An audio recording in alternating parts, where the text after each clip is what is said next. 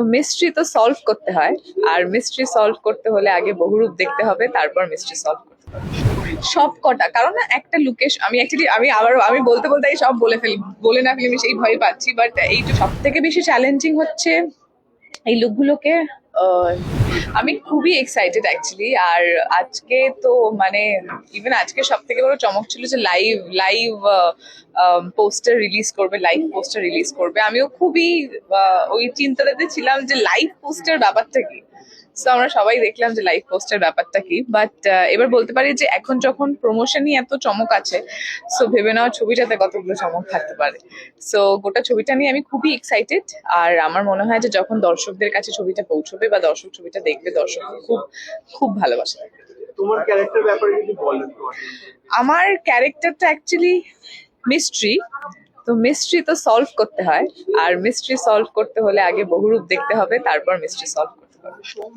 সোমদার সঙ্গে তোমার ক্যারেক্টারটা একসাথে হ্যাঁ, আমি খুবই এক্সাইটেড, কারণ এটা আমার বিট্টুদার প্রথম ছবি আমরা একসঙ্গে করছি।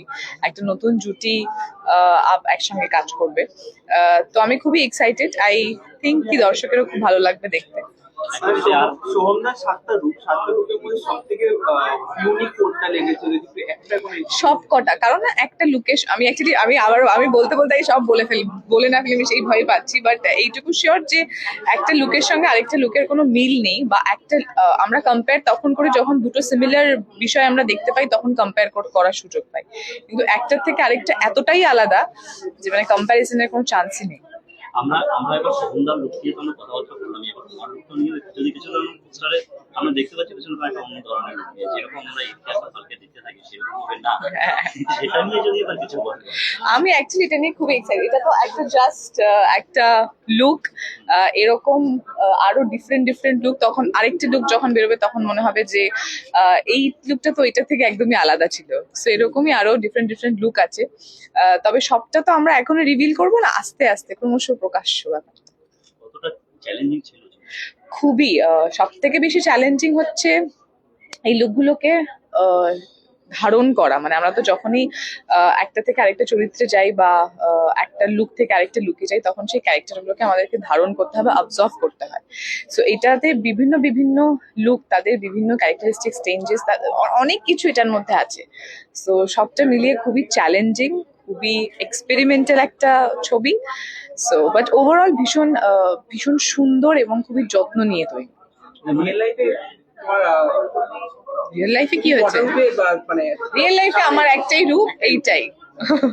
আর দর্শকদের একটু গল্পটা ঠিক কি ধরনের? গল্পটা মার্ডার মিস্ট্রি। তবে এই ধরনের বা এই প্যাটার্নের মার্ডার মিস্ট্রি এখনো অব্দি আমরা আমাদের ইন্ডাস্ট্রিতে দেখিনি। এইটাই দর্শকের কাছে রিকোয়েস্ট যে আমরা তো এখন বিভিন্ন জায়গার ছবি বা বিভিন্ন ইন্ডাস্ট্রির ছবি আমরা অ্যাক্সেস করতে পারি। সো আমাদের কাছে এখন ছবি দেখা বা ছবির ভ্যারিয়েশন স্টকে আমাদের কাছে প্রচুর আছে।